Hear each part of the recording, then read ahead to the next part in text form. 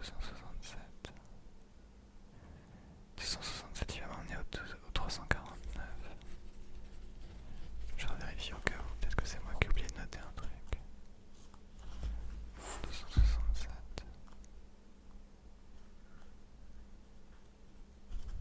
Ah non, mais non. C'est moi qui ai oublié de noter un truc. Donc 267, ça m'emmène au 312 au nord, 246 au sud, 79 à l'ouest, 349 à l'est. Donc, qu'est-ce que j'ai déjà fait? 312 au nord, j'ai pas fait. 246. J'ai l'impression que je l'ai pas fait non plus. 70. Comment c'est possible? 79. 349. Alors 349, je l'ai déjà fait. Donc, il faut que je prenne une autre de ces options. Ok. On va aller au 312 au nord. Bon, ça y est, je commence à retrouver un peu le chemin. Vous suivez un passage étroit qui est orienté au nord, puis tourne à l'ouest, revenir une nouvelle fois au nord, un peu plus loin. Je me rends au 308. 308, je l'ai déjà fait. 308, je l'ai déjà fait. Alors, bon, on va faire un truc. C'est que ça sert à rien que je tourne en rond pour retourner sur les mêmes passages à chaque fois.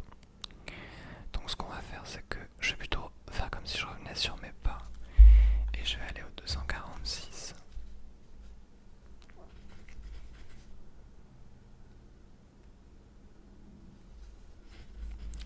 246, on va aller au sud en espérant que ça m'aide un peu plus et puis on va alterner comme ça.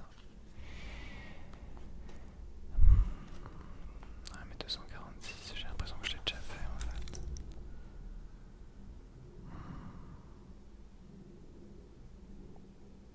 Parce qu'il me propose le 329. Bon, je vais le noter. 329 au nord, 180 à l'ouest et 70 à l'est. Oui, c'est ça. 246, je l'avais déjà fait. Donc ça sert à rien que je le refasse. 79 à l'ouest, celui-là je l'avais pas encore fait, donc on va tester. 79, je l'ai déjà fait aussi. Donc il me reste le 312. Je sens que je suis encore perdu. 312, j'en viens.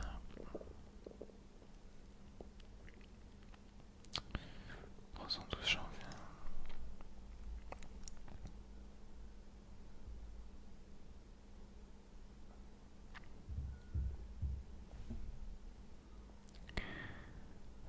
Je vois pas comment je me sors de cette situation, je pense que je suis perdu.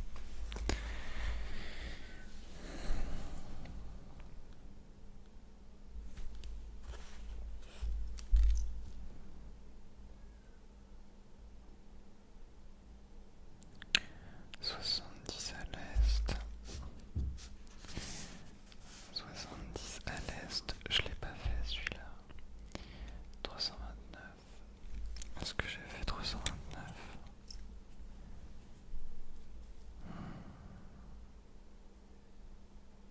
Oui. J'ai fait 329, je l'ai déjà fait. Pourquoi je suis revenu là-dessus?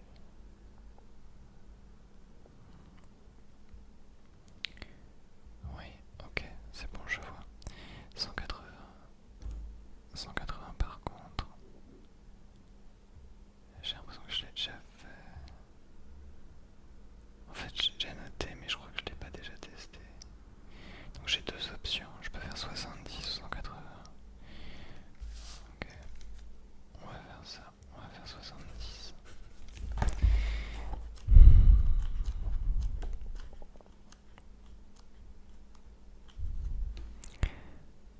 Alors, vous suivez le couloir pavé. Bah oui, mais je l'ai déjà fait ça, le couloir pavé.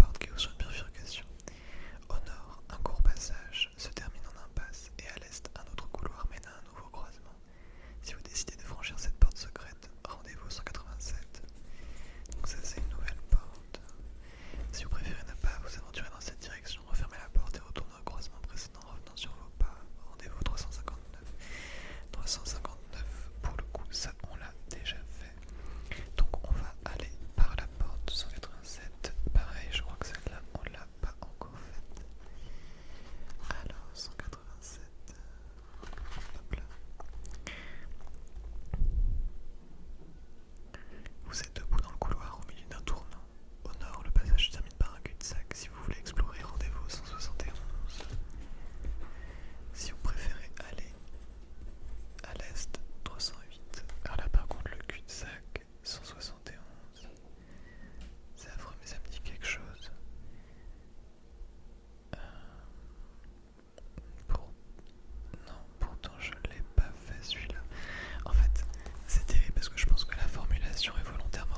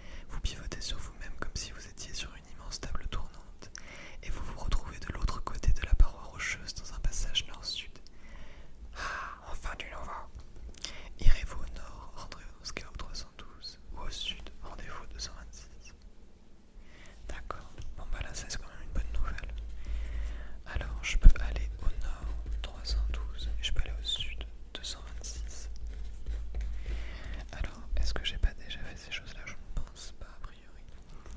On va aller au nord. 312.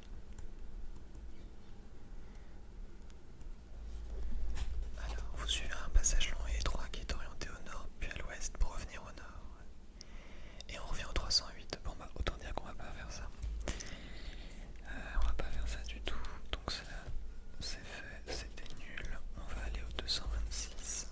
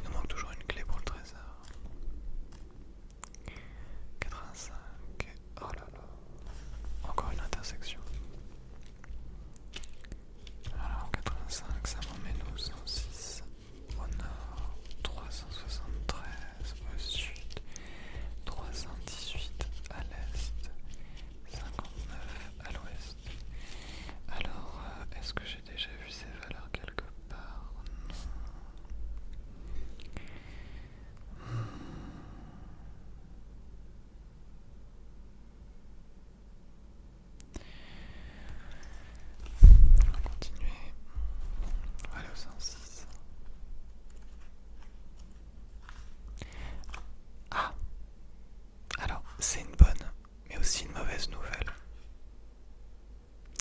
Mais surtout une mauvaise. Alors, c'est un nouveau passage avec une illustration que j'avais pas envie de faire. Le passage devant vous mène vers le nord sur une bonne distance. Vous pouvez vous reposer dans ce couloir et manger vos provisions. Ce que j'ai a priori pas besoin de faire parce que je suis au maximum. Par la suite, heureusement qu'il nous fait faire ça parce que vu le truc qui arrive. Par la suite, le passage tourne à l'ouest et se rétrécit considérablement.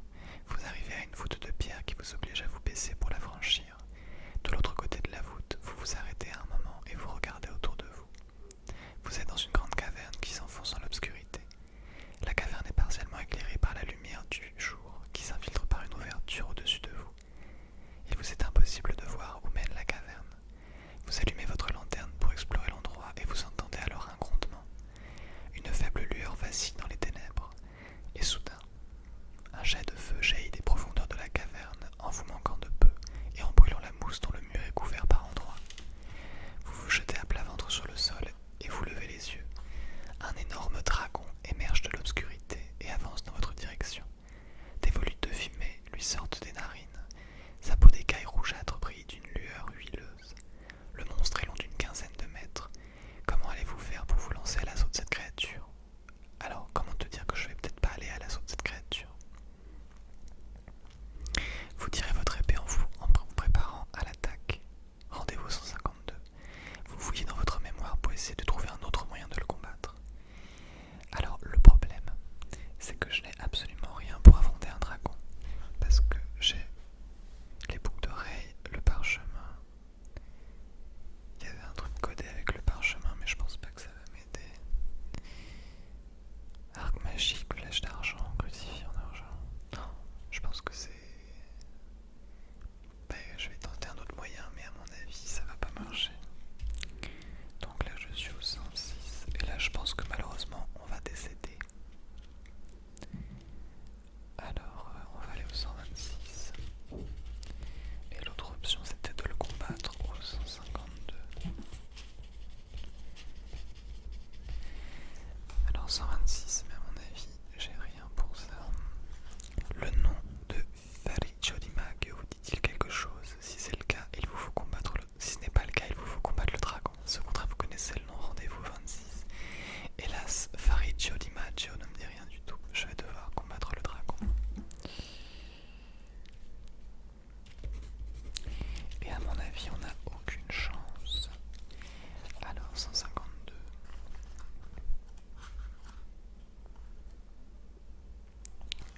Eh ben, il est balèze. Alors il a 10 d'habilité et 12 d'endurance. Donc c'est faisable, mais ça va être